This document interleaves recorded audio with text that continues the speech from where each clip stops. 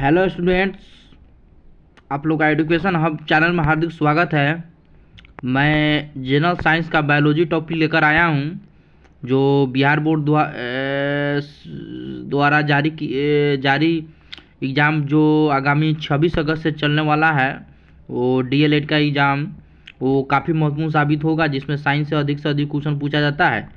चलिए, मैं top 10 question लेकर आया हूँ और विथ एक्सप्लेनेशन के साथ, जो आप लोग के लिए काफ़ी फायदेमंद होगा। चलिए स्टार्ट करते हैं।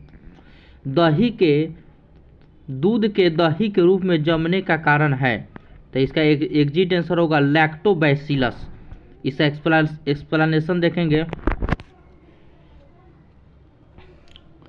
लैक्टोबैसिलस एक जीवाणु है जो स्त्रियों के योनि में तथा मानव के आहार नाल में पाया जाता है। इनका आकार दंड जैसा होता है।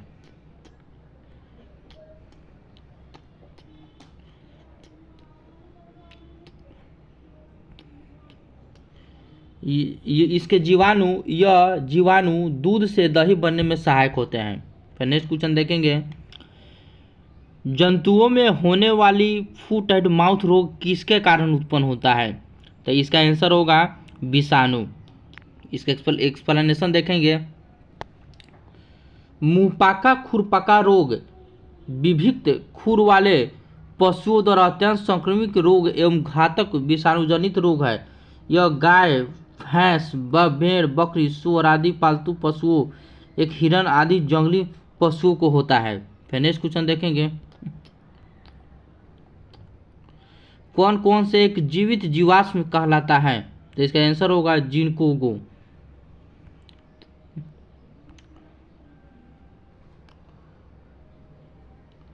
जिंकोगो इसे एडिटम के आधार पर मेडिएटर ट्री के रूप में भी जाना सकता है। पेड़ एक अनोखी प्रजाति है जिसका कोई नज़दीक जीवित संबंधी नहीं है। जिनको को अपने स्वयं को ही वर्ग में वर्गीकृत किया गया है, जिसमें एकल वर्ग जिंकोप्सिडा, जिंकोएलस, जिंकोएशिया, जीनस जिनको शामिल है, और इस समूह के अंदर एकमात्र विद्यमान प्रजाति है। यह जीवित जीवाश्म एक सबसे अच्छी ज्ञात उदाहरण है, क्योंकि जी बाइलोबा के अलावा अन्य जिकोलस प्लियोसिन के बाद से जीवाश्म का रिकॉर्ड से ज्ञात नहीं है।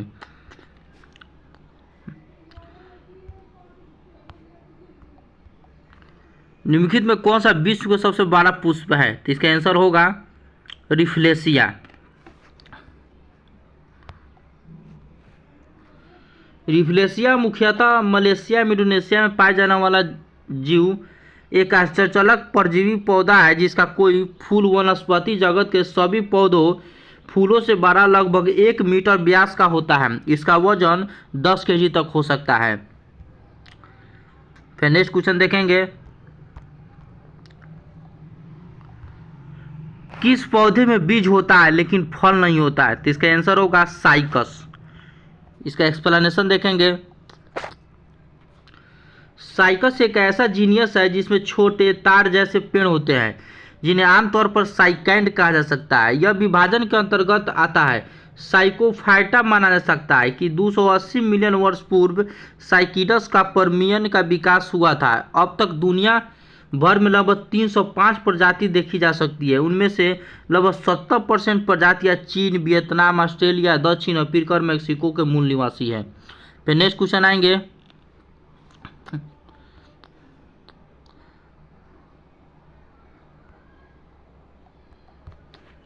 सबसे लंबी जीवित वृक्ष क्या है? तो इसका आंसर होगा सिकुआ। इसका एक्सप्लेनेशन देखेंगे। अमेरिका के कैलिफोर्निया राज्य के सियरा निवेदी ढलानों के सबसे बड़े पेड़ों का देखा जा सकता है।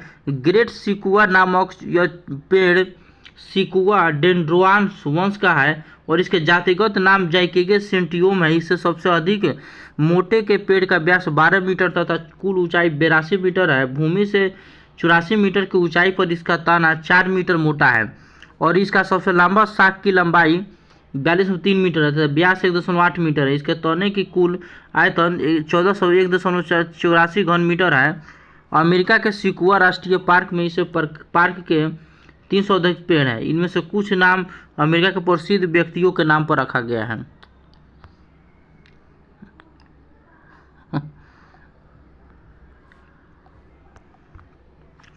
बांस को किस में वर्गीकृत किया गया है? तो इसका आंसर होगा घास।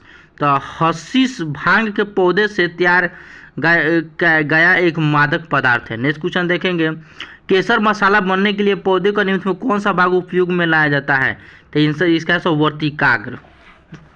नेक्स्ट क्वेश्चन देखेंगे, क्लोरोफिल में कौन सा फॉस्फोरिन होता है? एग्जिट आंसर होगा मैग्नीशियम। क्लोरोफिल एक प्रोटीनयुक्त जटिल रासायनिक यौगिक है। यह वर्णक पत्तों के हरे रंग का कारण है। यह प्रकाश संश्लेषण का मुख्य वर्णक है। इसे फोटोसिंथेटिक पिगमेंट भी कहते हैं। इसका गठन कार्बन, ऑक्सीजन, नाइट्रोजन तथा मैग्नीशियम तत्वों से होता है। यह क्लोरोफिल ए तथा क्लोरोफिल बी दो प्रकार के होते हैं। यह सभी स्वपोषी परपोषी हरे पौधे में पाया जाता है। इसका नेक्स्ट क्वेश्चन है, प्रकाश संश्लेषण का प्रथम स्थिर यौगिक है ग्लूकोज। तो प्रकाश संश्लेषण में